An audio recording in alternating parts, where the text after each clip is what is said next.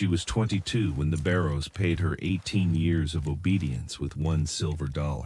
In her bundle, Mara Venn had a patched dress, a needle roll, and a cedar spoon polished smooth from being held too tightly. By nightfall, the dollar was gone. She had spent it on the one claim no settler in Hollow Bend would touch: 160 acres of wind-scoured Dakota ground, a sod dugout sunk into a rise, a well with water so bitter it puckered the mouth, and a name spoken like a warning: the Bitter Quarter. The men at the land office laughed when she signed. They said a woman with one coin had bought herself a place to disappear. But 3 weeks later, the first hard storm split the claim open behind the dugout, and in the torn wall of earth, Mara saw a white layer shining under the mud. Not snow, not lime, not bone, a buried seam, a hidden note, a truth the town had been taught to fear. And before harvest, the girl they priced at $1 would own the only thing in Hollow Bend nobody could afford to lose. Mara Venn had no memory of choosing the Barrow farm. She arrived there at 4 years old in the back of a county wagon, wrapped in a gray shawl that was too large for her body and too thin for the weather. Mrs. Barrow told visitors they had taken the child in out of mercy. Mr. Barrow told creditors she was one more expense. Their sons told her to move when she stood in a doorway, so Mara learned to stand where nobody needed to pass. She grew up in corners, beside the woodbox, near the wash bench, at the end of the table after the family had finished eating. Her place in the house was never named, because naming it would have made the cruelty too visible. She was not a daughter. She was not a servant with wages. She was a debt everyone else believed she owed. From the time her arms were strong enough to lift a pail, she worked. She skimmed cream by lamplight. She carried water until her shoulders burned. She mended stockings, split kindling, gathered eggs, hauled ash, scrubbed floors, turned hay, and learned to swallow hunger slowly so it would not show on her face. The Barrows were not famous for brutality. That was part of their safety. They did not beat her in public. They did not lock her outside in winter. They did not call her wicked. They called her fortunate. And each time they said it, the word tightened around her like rope. The only person who ever taught Mara without wanting to own the lesson was Oris Cade. Oris was an old ditcher who came to the Barrow place after spring floods and before winter freeze. He had one cloudy eye, a permanent limp, and hands that looked carved from old roots. He understood water better than most men understood their own tempers. He could tell where a field would drown by the color of the grass. He could smell a spoiled well before the bucket reached the rim. He could look at a shallow wash and know what it would become after one bad rain. Mara followed him whenever she could. At first he pretended not to notice. Then, one afternoon, while he was cutting a drainage line near the lower pasture, he handed her a spade. "Do not dig where the water is," he said. "Dig where it wants to go." That was the first sentence anyone had ever given her that felt larger than the chore in front of her. After that, Oris taught her in scraps. How clay holds, how sand betrays, how frost lifts stone, how bitter water can mean sickness, or mineral, or both. How a man who names a thing too quickly often stops learning from it. On the day Mara turned 10, though no one in the Barrow house mentioned it, Oris gave her a cedar spoon. He had carved it from a broken fence peg while waiting out a rain. The bowl was uneven. The handle had a knot near the end. It was not a fine thing, but it fit her hand. "Yours," he said. Mara looked at him, unsure what to do with a gift that had no demand attached. Oris only nodded toward the house. "Keep one thing they cannot tally." She did. When Oris died 2 years later under a collapsed bank of thawing clay, Mara wrapped the spoon in cloth and kept it beneath her pallet. It became less a utensil than a witness, a small proof that once someone had seen her as more than labor. By 22, Mara could hitch a team, patch a roof, set a bone splint for a lamb, judge rain by the smell of dust, and keep silent when silence was the only door left open.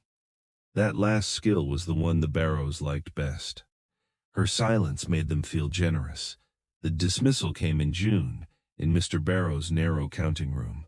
His eldest son, Willard, had married a woman from town who wore white gloves to church and inspected door frames for dust. She had no intention of sharing her new household with a grown orphan woman who knew where every key was kept and every family lie had been buried. Mr. Barrow sat behind his desk, ledger open. Mara stood until he told her to sit. Even then, she perched on the edge of the chair as though the furniture might reject her too. "You have been under this roof 18 years, he said. "Yes, sir. We have carried you as far as can be expected." Mara kept her eyes on the ledger. He did not look at her when he opened the drawer. That was how she knew the matter was already finished. A silver dollar slid across the desk and stopped near her folded hands. It shone with a clean brightness that did not belong in that room. "This is for your service," he said. "Willard's wife will take charge of the house now. It is time you make your way elsewhere." Mara looked at the coin.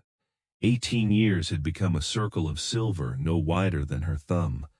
The mornings in freezing washwater, the suppers eaten from scraped plates, the fevers she had worked through because no one else would milk, the prayers about mercy spoken over a child who had never been given any, all of it weighed and settled. $1. She thought of Oris. "Keep one thing they cannot tally." Mara picked up the coin. "I will leave before sunrise," she said. Mr. Barrow nodded as if she had saved him from an unpleasant duty. That night, Mara packed what the house had not already claimed: a second dress patched at the elbow, a needle roll, a twist of salt, a heel of bread, the cedar spoon. She did not take the Bible in the storage room because it had the Barrow name written inside it, and she wanted nothing that asked to be returned. Before dawn, she stepped out into the yard. No lamp burned in the window. No voice called after her. The farm behind her was quiet, full, and finished with her. Ahead, the Dakota Prairie lay flat under a pale sky, its grass moving in long shivers before the wind. Mara walked west toward Hollow Bend with the silver dollar in her pocket and the spoon tucked inside her bodice. The road was 2 wagon scars through dust. By noon, the sun had hardened the world. There were no trees except the distant cottonwoods that marked a creek she could not yet reach. The wind pushed at her shoulder, then her back, then her face, as if trying each direction to learn which would break her. She drank from a tin dipper at a cattle trough and kept walking. That first night, she slept in a buffalo wallow with her bundle under her head. She held the cedar spoon in one hand, not because it could protect her, but because it reminded her that possession was possible. On the third day, Hollow Bend appeared as a low scatter of buildings nailed to the horizon. A land office, a blacksmith, a feed shed, a church frame without windows, a general store whose porch had sagged at one corner and stayed that way long enough to become accepted. Mara crossed the main street under the eyes of men who knew a woman alone was either trouble, poverty, or both. Inside the land office, the air smelled of paper, dust, and old tobacco. The clerk, Clarence Dobb, had thin hair flattened with oil and the expression of a man who believed a counter made him taller. He looked at Mara's dress, her bundle, her empty hands. "Can I help you? I need a claim," Mara said. "A claim? Yes. Who is filing?" "I am." Dobb's pen paused. Near the stove, 3 men stopped talking. "You have family coming?" "No." "Team?" "No." "Cash?" Mara placed the silver dollar on the counter. The men laughed before Dobb did. His laugh came slower, sweeter, as if he had found the afternoon's entertainment. "Miss, land eats stronger people than you. Filing is the cheapest part of dying poor." "I ask for a claim." Dobb leaned back. Then he opened the bottom drawer. "Well," he said, "there is the bitter quarter." The laughter near the stove thinned. One man muttered that it was no place to joke about. Dobb pulled out a folded plat. 160 acres north of the dry bend. Dugout, broken shed, bad well. First man who tried it burned in a grass fire. Second family left after fever. Last claimant walked off before proving. People say the ground sours everything that touches it. "What is the fee?" Dob tapped the silver dollar. That Mara looked at the plat, a piece of unwanted earth, a price no larger than her dismissal. What makes the water bitter? She asked. Dob blinked. Does it matter? It might. That made one of the men laugh again. Dob pushed the paper toward her. Sign then. But do not come back saying nobody warned you.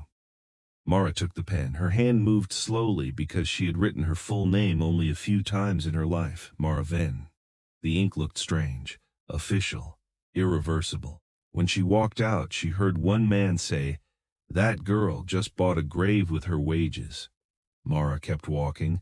A grave, at least, belonged to the person inside it. The bitter quarter sat 9 miles north of Hollow Bend, where the prairie lowered toward a dry wash and the grass grew pale around the old well. The dugout looked half swallowed by the rise. Its sod roof had caved at one corner. The door hung crooked. A black scar ran across the shed wall, where fire had licked it years before.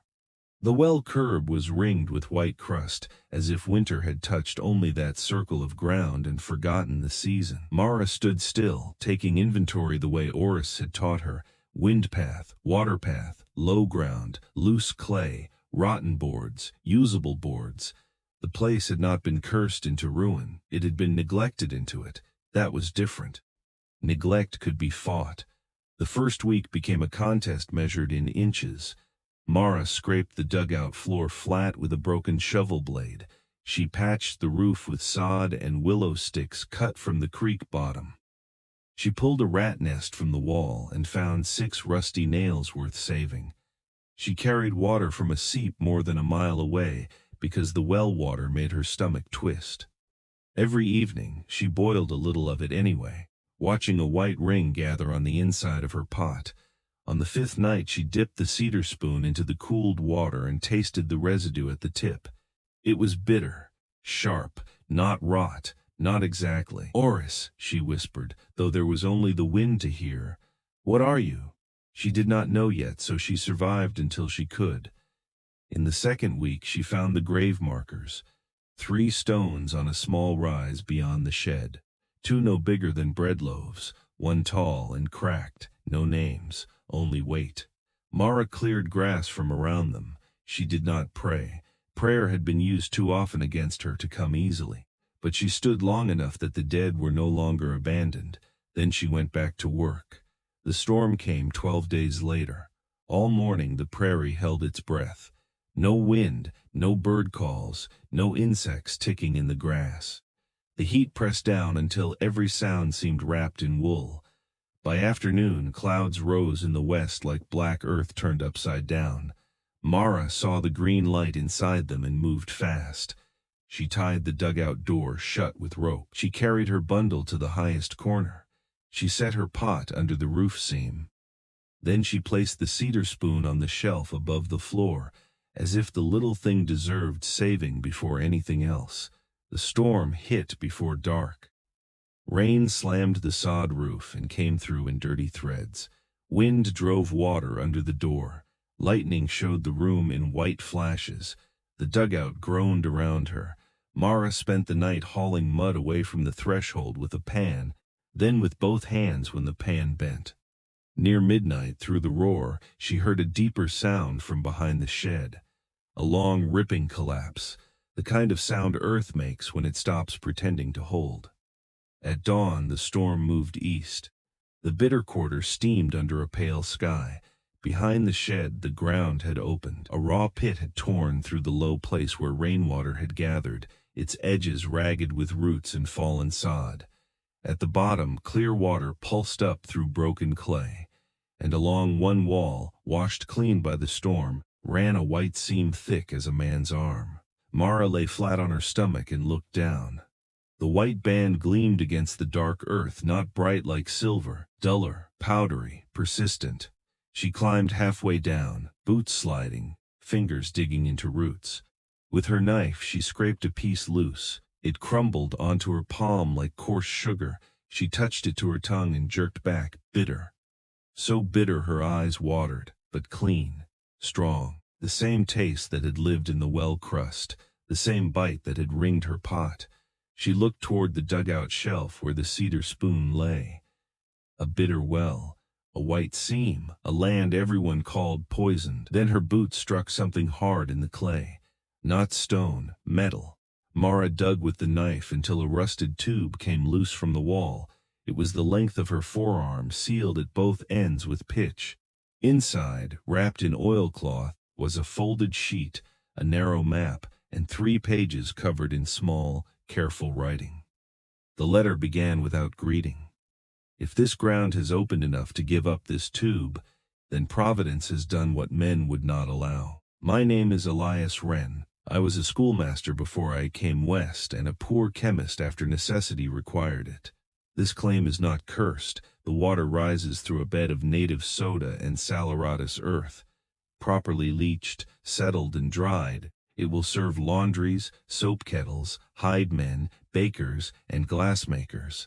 The seam is broadest behind the shed and runs east beneath the wash. Do not speak of it before your claim is secure. Jonah and Peter Kells know enough to be dangerous. Their freight business fattens on every pound of eastern soda brought into Hollow Bend. When they learned what I had found, my shed burned. I could prove nothing. I had no friends here willing to stand between me and them. Build over the spring, sell small, make yourself useful before you make yourself known, hold the land. Mara read the letter once, then again. By the third reading, the story of the bitter quarter had changed completely. The bad water was not a curse. The white crust was not poison. The burned shed was not misfortune. The land had been named by the men who benefited from everyone fearing it. Mara's first thought was not wealth, it was danger. A secret under an empty claim was a gift. A secret under her claim was a target. She climbed out, wrapped the tube again, and hid it beneath a loose floor stone in the dugout. Then she spent the day making the pit look less interesting. She dragged brush over the edge. She smeared mud across the brightest parts of the seam. She set broken boards where a curious man might step and think only of collapse. That night, she did not sleep. She sat with the cedar spoon in her hand and understood that ownership was not the same as safety. The next morning, Mara walked back to Hollow Bend. She did not go to Clarence Dobb. A clerk could write a claim. He could not defend one. She went to the blacksmith. Thomas Rill had arms like fence posts and eyebrows permanently dusted with coal. He was known to be blunt, expensive, and difficult to frighten. Mara waited until his hammering stopped. "I need iron hinges and a lock bar," she said. "For what?" "A spring house." Rill wiped sweat from his face. "On the bitter quarter?" "Yes." "You found water?" "Yes." "Good water?" Mara paused. "Useful water."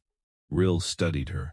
"That answer has a fence around it. So does my spring. Once I can pay for the iron, you cannot pay. Not in money. Then in what?" Mara took a small cloth packet from her pocket. Inside was a spoonful of white powder she had scraped, leached, boiled, and dried by trial through half the night. "Try this on your wash kettle," she said. Rill almost smiled. "That little, enough to know whether more is worth something." His wife tested it behind the forge on a grease-blackened cloth. The stain broke loose in cloudy streaks. Mrs. Rill looked at the cloth, then at Mara. "Where did you get it?" "From my claim." Thomas Rill closed the packet carefully.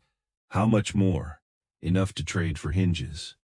By noon he had agreed to bring scrap boards, iron straps, and a padlock with a weak spring he knew how to fix. Mara's second ally was Hannah Pike, the widow who ran the general store and kept her accounts cleaner than the church kept its windows. Hannah listened to Mara's offer without interrupting. Credit for shallow pans, burlap, 2 buckets, rope, and nails. Payment in washing soda by weight. "You are asking me to believe the poorest woman in the county has found a product every household uses," Hannah said. "I am asking you to test it before you believe me." That Hannah liked.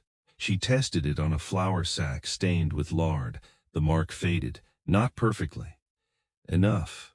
"20 pounds, Hannah said. "Bring me 20 clean pounds and I will sell it. Bring me dirty powder, and I will sell your pans to recover the credit." "Fair." "It is not fair. It is business." Mara looked at her. That may be the fairest thing anyone has offered me. Hannah wrote her name in the ledger, not under charity, under accounts. The spring house went up in 4 days. Thomas Rill set the posts. Mara dug the holes.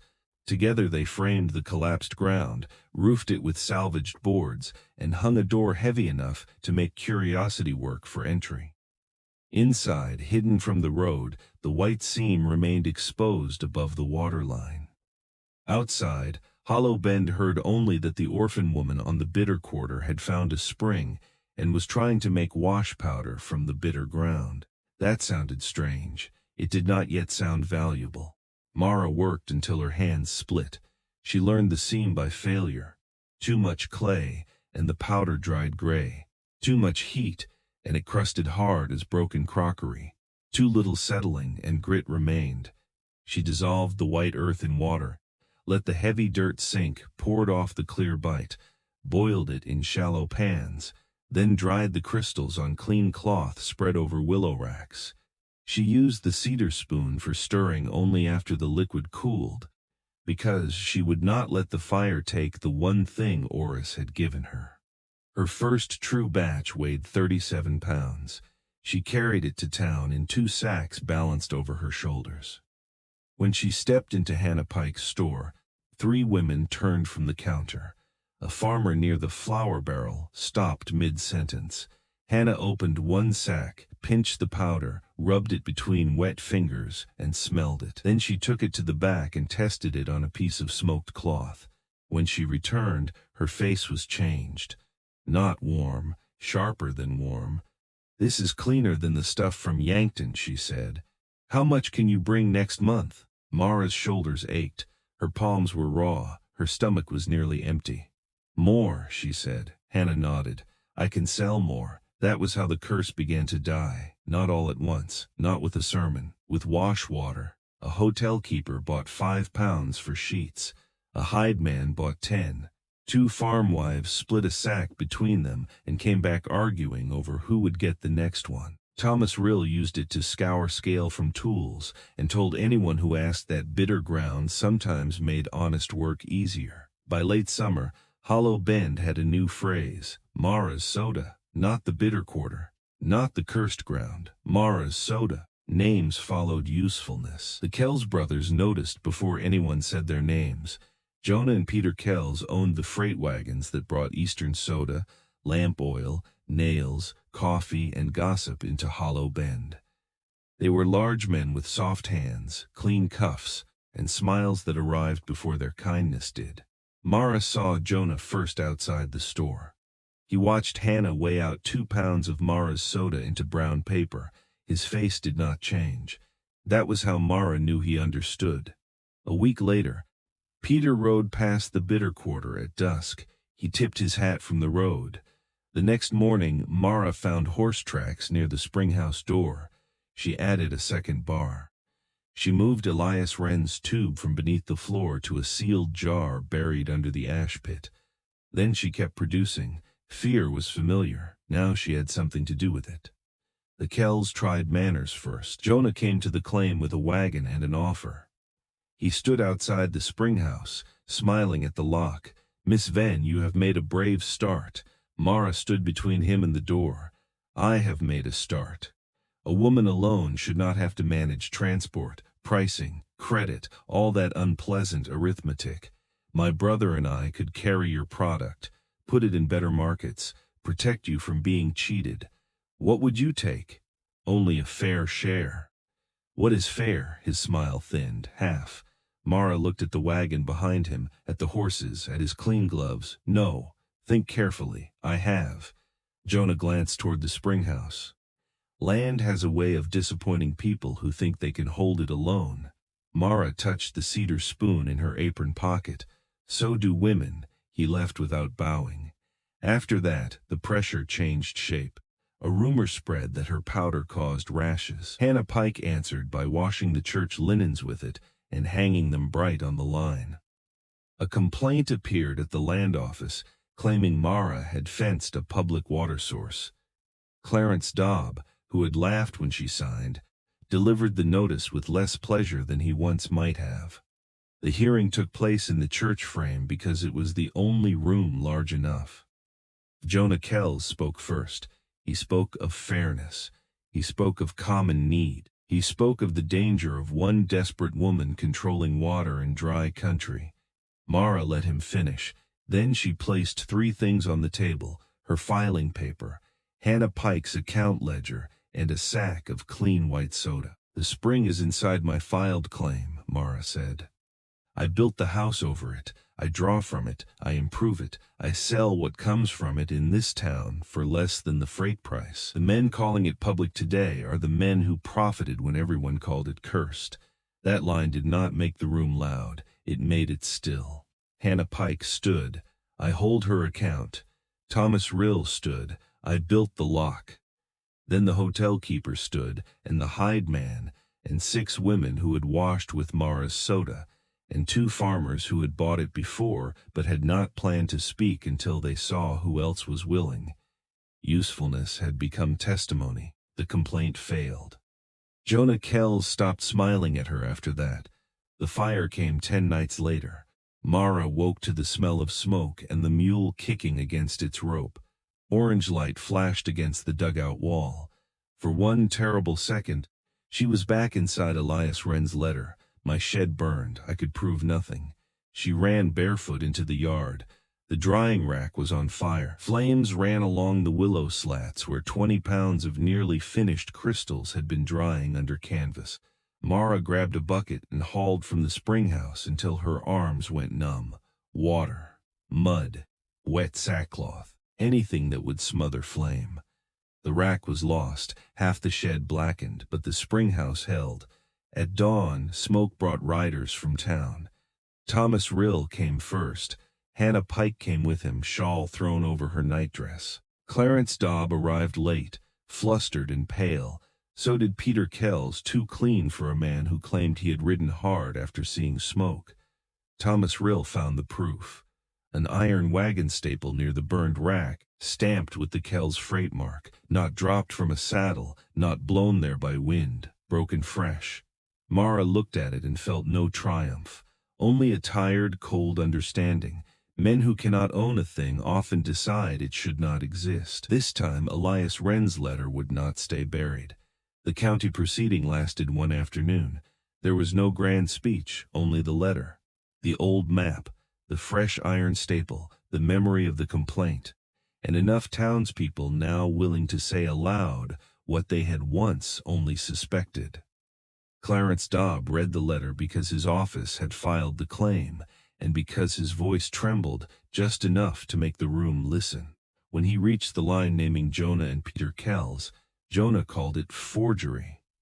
Hannah Pike asked him why a dead man would forge a warning years before Mara owned the land. Thomas Rill asked why the staple from a Kells wagon had been found beside a fire. No Kells man admitted seeing close. No one had a clean answer. The law fined the Kells, but Hollow Bend punished them faster. Hannah canceled their store freight. Rill refused their repairs. The hotel keeper sent orders through another wagoner. Farmers who still owed them money suddenly remembered disputed weights and broken crates. By winter, the Kells wagons stood idle more often than they rolled. Power can look permanent until people find another road. Mara used the restitution to rebuild the drying shed with a raised floor and screened vents. She bought a stove for the dugout, then glass for the window, then a mule with one cropped ear and a patient heart. She paid Thomas Rill in full. She paid Hannah Pike ahead. She hired a widow named Bess to help with washing and settling, and paid her every Saturday in coins counted in the open. The first time Mara placed wages into another woman's palm, she thought of Mr. Barrow's desk. $1, 18 years. She counted Bess's pay again to be certain it was right. By the next spring, Mara's soda was packed in 10-pound sacks with a blue mark Hannah stamped by hand. The hotel used it. The tanner used it. Farm wives bought it before slaughtering season and before wash weeks. A glassmaker from Yankton came out to inspect the seam and left with an order large enough that Mara sat up until midnight, sounding out every line of the contract. She would never again put her name on paper she did not understand. In April, the Barrows came. Mr. Barrow drove. Willard sat beside him. His wife stayed home, which told Mara more than if she had come. They stopped near the new drying shed, where sacks were stacked under cover and Bess was tying twine around the morning's output. Mr. Barrow climbed down slowly, looking at the spring house, the mule, the window glass, the smoke rising clean from the stovepipe. "Mara," he said. Mr. Barrow, his eyes moved to the sacks. "We heard you had done well, yes. I always said you were steady." Mara remembered the ledger, the coin, the relief on his face when she promised to leave before breakfast. "No," she said. He frowned. "No, you said I was fed." Bess stopped tying twine. Willard looked away. Mr. Barrow cleared his throat. "The past is not always remembered kindly by the young. It is remembered clearly by the people who had to survive it." He forced a smile. "Well, we did not come to quarrel. Willard has some interest in distribution. Family should help family when fortune turns."